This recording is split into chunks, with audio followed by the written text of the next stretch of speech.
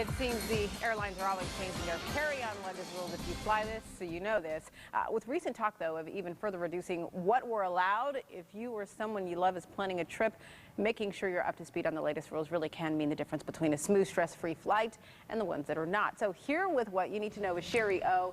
Shari, why do airlines have all of these different rules? Why do they keep changing?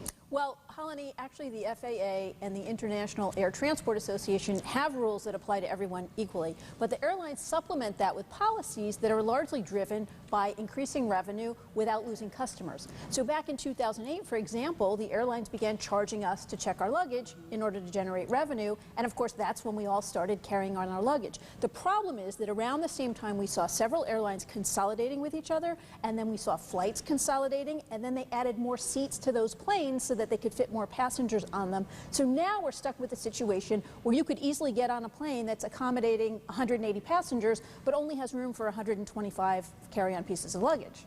It seems like they do ask you quite a bit when you get to the top of the gate. Would you like to check your bags? We're running out of room here. Right, which is what they're doing temporarily Gotcha. Until they can figure out a better solution. So what are they doing to solve this problem? Well, the logical solution would be to stop charging us to check our luggage, right? Except for that's billions of dollars in revenue, so that's not going to happen. In fact, the exact opposite has happened. Some airlines are charging a higher fee to carry on the luggage, thinking you'll opt for the lower fee to check in.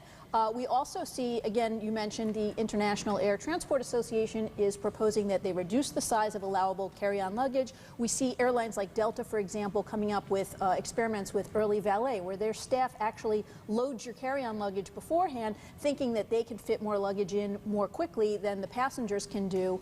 And then, of course, we have these gate check-in situations where you can check in your luggage at the gate. And so what do we do as passengers in the meantime? Well, until we have the planes that are actually being built now with more space, we've got to come up with our own solutions. The thing is, it's real easy, because the only other space on the plane that you actually own is the space underneath the seat in front of you, and that happens to be the most underutilized space on most flights. So just think in reverse. Rather than putting your carry-on luggage above head, people need to invest in a luggage that's actually going to be a more square in size. I do this every time I fly, and it will fit underneath the seat in front of you. It will accommodate about 20% less stuff, but you need to pack smartly. So travel size things and such. I actually take a plastic baggie and put it in a backpack, which I travel with, rather than a purse, and put that overhead, and there's always room for that. The other option, of course, is checking your luggage at the gate, or paying extra for an upgrade so that you can get on that plane early and grab that overhead space. All right, Shari, with some great tips for us, especially for those of you getting ready to fly. Thanks so much. Sure. Mike. Listen to this recall alert. Chrysler